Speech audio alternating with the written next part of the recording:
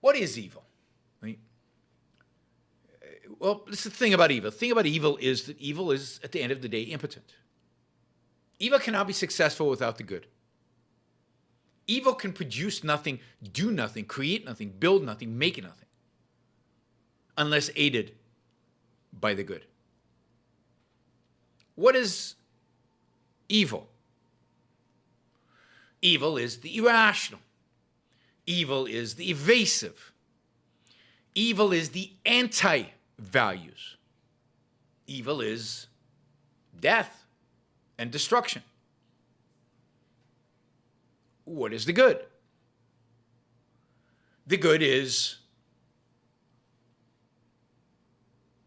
a values orientation. The good is the rational. The good is focused. The good is productive. The good is creative. The good builds. Evil destroys. So, evil is not a force in the world. There's no devil out there seducing people and cutting deals with them and getting them to do bad things. Evil is people evading, people being irrational. Evil is people, real evil are people who emotionally are driven to destroy, to demolish values.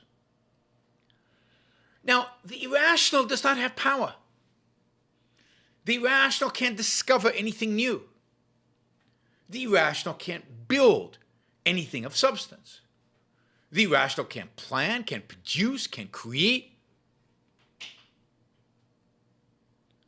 It's only to the extent that they can either coerce or influence the good to do can they be efficacious.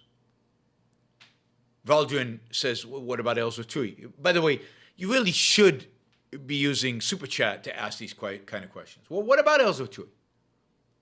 Well, Ellsworth Tui is impotent. He cannot succeed. He cannot have an impact. He cannot destroy. He cannot act without what? Without the good. Without somebody building a newspaper, somebody sanctioning him, somebody supporting him. Tui is evil. Right? But he's a parasite. He can only live off the good. He can't keep it up. And to the extent that he keeps it up, again, he can only keep it up to the extent that somebody will support him. This is the whole message of Atlas Shrugged. When the good disappear, when the good vanish, evil can't hold anything up. It all just crumbles and goes to hell. So what you have to remember is that you have power. You have the power of the good on your side. You have the power of reason and of rationality. You have the power to shape the world around you. And you have the power to withdraw your sanction from those who are evil. You do not have to deal with them. Now, they will try to curse you. They're all around you. But you can minimize your involvement with them. You can refuse to sanction them. And you can live your life based on your principles, based on the good, which means based on values, based on pursuit of values, based on reason and rationality, based on thinking for yourself. So, by being afraid, by focusing on your fear, by focusing on all the bad in the world, you're giving them power over your life. You're letting them impact you far beyond what they're actually capable of doing. What you should be doing And we've talked about this over and over and over again. Don't move to Texas because Texas has these anti-life, anti-human laws now that are just disgusting and despicable. But, you know, take control of your life. Move to the places that makes most sense for you. Oops.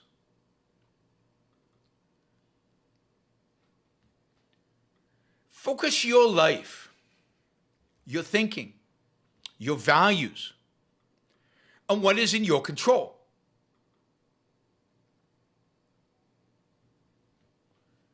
On what you can do without sanctioning, supporting, helping your destroyers.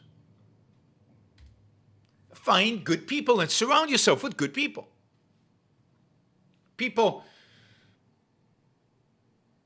who are going to reinforce your values, not hurt them and knock them down.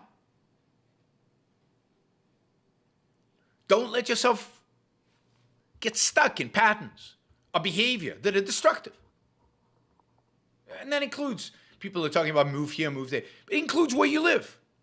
If where you live sucks, don't live there anymore. Just because you've always lived there doesn't mean you should. So the important thing to always remember is that the good, the rational, the valuer is all powerful. It is the power that fuels your life.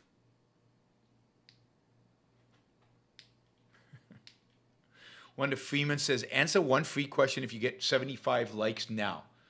All right, if we get 75 likes now, I will answer one free question. But I'm not supposed to talk about all these things during the show. Ron will be very upset with me.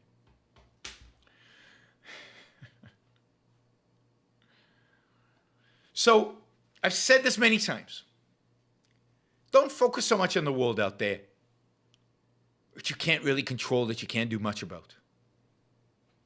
Surround yourself with people that you like, that you love, that are supportive, that appreciate you for who you really are. Not because you're a family member, but because you're a good person, because you're a rational person. They appreciate the fact that you're rational. Don't be afraid to move. Don't be afraid to change. Don't be afraid to live. Yeah, in many respects, the world is going to hell. But in other respects, we're living in the best time ever. I mean, again, think about what we're doing right now. You're watching me live. You guys are all over the world. You're commenting. We're having a discussion. You're hopefully being inspired or enlightened or interested or whatever, entertained. Couldn't do this just a few years ago. We live in a world where you could create a lot of wealth. Now, I don't know what the future holds in terms of the economy. Neither do you. Neither does Peter Schiff.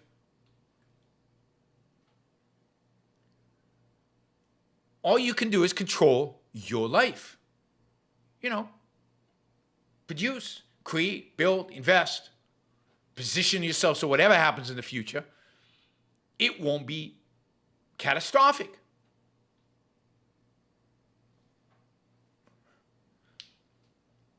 So again, the real power lies with those of us who are rational. Don't give in to the irrationality. Don't give in to the irrationality of the right, because there are allies right now in fighting the left. Don't give in to the irrationality of the left, because maybe there are allies now fighting something of the right, like abortion rights. Because by granting them your sanction, you're emboldening them. You're giving them what they don't deserve, and you are strengthening them, and you're providing them what they don't have. What they don't have is rationality, morality, values on their side. You have those. And you should feel empowered and emboldened. Don't be afraid to tell people they're full of it. Because most of them are, most of the time. They really are full of it.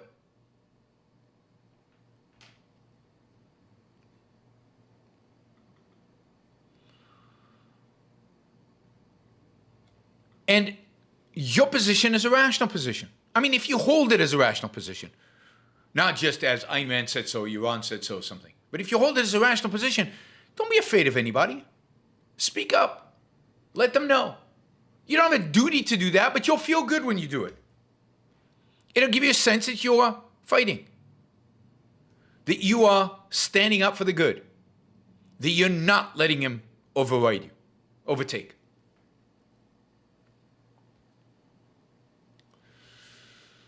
Landon asks, could the power of good be reformed to say the power of values? Yes, but even better would be the power of reason.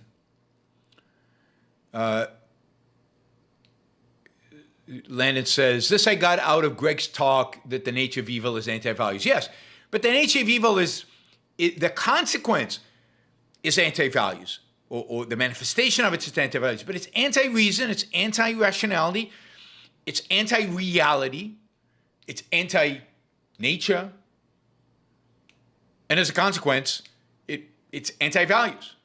And the nature of the good is pro-life, and of course anti-values means anti-life. Pro-life, pro-reason, because reason is my basic means of survival, pro-happiness, pro-rationality, pro-success, anti, and it's how things are built. And to begin with, I wonder if I can ask you to capsulize, I know this is difficult, can I ask you to capsulize your philosophy? What is Randism? First of all, I do not call it Randism, and I don't like that name. I call it objectivism. All right. Meaning a philosophy based on objective reality. Now let me explain it as briefly as I can. First, my philosophy is based on the concept that reality exists as an objective absolute, that man's mind, reason, is his means of perceiving it, and that man needs a rational morality. I am primarily the creator of a new code of morality which has so far been believed impossible, namely a morality not based on faith. On faith? Not on faith, not on arbitrary whim, not on emotion, not on arbitrary edict, mystical or social, but on reason, a morality which can be proved by means of logic, which can be demonstrated to be true and necessary. All right, all right. Now, may I define what my morality is? All right. Because this is merely an introduction. My morality is based on man's life as a standard of value. And since man's mind is his basic means of survival, I hold that if man wants to live on earth and to live as a human being, he has to hold reason as an absolute, by which I mean that he has to hold reason as his only guide to action, and that he must live by the independent judgment of his own mind, that his highest moral purpose is the achievement of his own happiness, and that he must not force other people, nor accept their right to force him, that each man must live as an end in himself and follow his own rational self-interest. May I? All right, before we go on, reminder, please like the show. We've got 163 live listeners right now, 30 likes. That should be at least 100. I figure at least 100 of you actually like the show. Maybe there are like 60 of the Matthews out there who hate it. But at least the people who are liking it, you know, I want to see a thumbs up. There you go. Start liking it. I want to see that go to 100. All it takes is a click of a thing, whether you're looking at this. And you know, the likes matter. It's not an issue of my ego. It's an issue of the algorithm. The more you like something, the more the algorithm likes it. So, you know, and if you don't like the show, give it a thumbs down. Let's see your actual views being reflected in the likes. But if you like it, don't just sit there. Help get the show promoted. Of course, you should also share. And you can support the show at yaronbrookshow.com/support, or on Patreon or Subscribestar or Locals, and show your support for the work, for the value hopefully you're receiving from this. And of course, don't forget, if you're not a subscriber, even if you just come here to troll, or even if you're here like Matthew to defend Marx, then you should subscribe, because that way you'll know when to show up. You'll know what shows are on, when they're on. You'll get notified, right? So, yes, like, share, subscribe, support. Like, share, subscribe, support. There you go. Easy. Do one or all of those, please.